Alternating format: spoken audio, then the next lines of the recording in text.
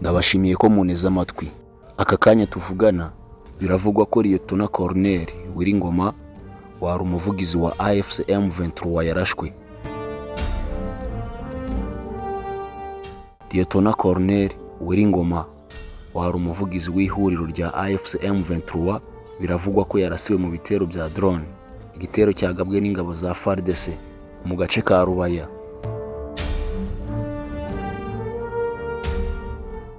Bamwe mu bari ku ruhande rwa leta ya Kongo baremeza ko Wiringoma yarashwe mu masaha y'igicuku ashyira saa 9 z'ijoro, hari saa 8:43 z'ijoro.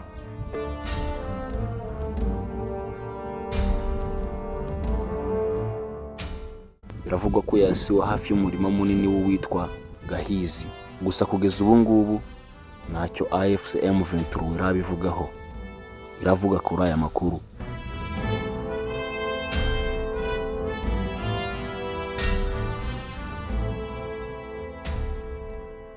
Cyakora Lawrence Kanyuka, umuvugizi wa politike wayo, yatangaje ko agace ka Rubaya kibasiwe n'ibitero bya drone kimwe n'agace ka Karehe.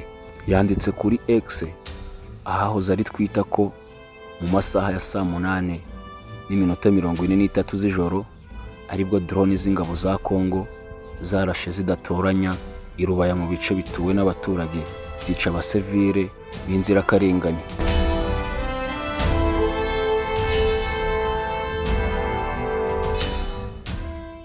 Mu magambo ye yagize ati, iki gikorwa kibi kigize icyaha kibasira ikiremwamuntu n'icyaha cy'intambara. Amakuru yizewe nuko Liyetona Wiringoma yaba yarashwe agapfa.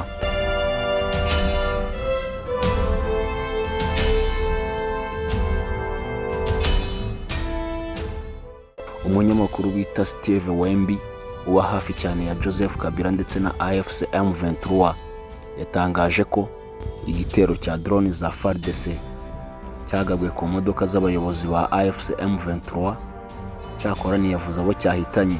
Kugeza ubu ngubu ku mugaragaro ntabwo AFC M23 iremeza neza urupfu rwa Liyetona Colonel Wiringoma, kimwe n'ingabo za leta ya Kongo nazo ntacyo zirabivugaho.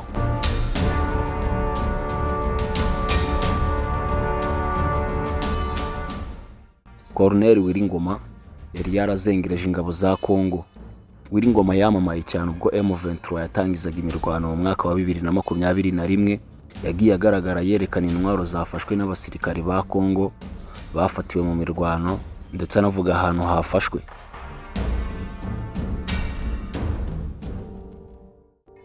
Uyu mugabo yagizwe amajanja kenshi ubwo AFC M23 yafataga umujyi wa Uvira ejo bundi mu Kuboza 2025. Nabwo ingabo za leta ya Kongo zari zatangaje ko yapfuye, ko yarashwe na drone. Gusa nyuma yaje kuboneka aza kugaragara ari muzima. Wiringoma yongeye kuvugwa cyane ubwo yashushubikanyaga abacanshuro b'abazungu bari bafashwe bafatiwe mu mujyi wa Goma, aho bari birungiye mu mujyi wa Goma, nyuma bakaza kuwusohokamo basebye banyuze ku mupaka w'u Rwanda, baje kunyura mu Rwanda batashye.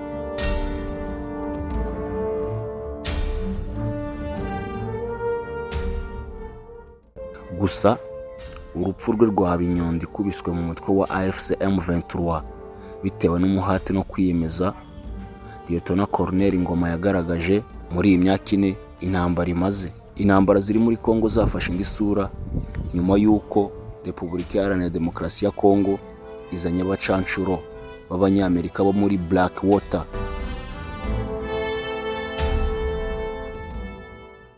Ibitero bya drone byagiye byibasira ibice birimo Minembwe, Karehe, ndetse ubu ngubu bimeze nabi ahitwa i Rubaya. Ibi byose biraba mu gihe nyamara Angola yasabye agahenge ko guhagarika imirwano, ariko ahubwo nibwo imirwano yarushijeho gukaza umurego.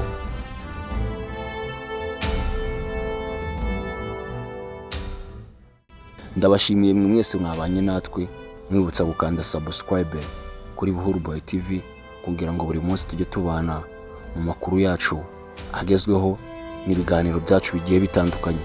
Ndabakunda cyane, njye wabateguriye ibi byose nitwa Olivier Harerimana.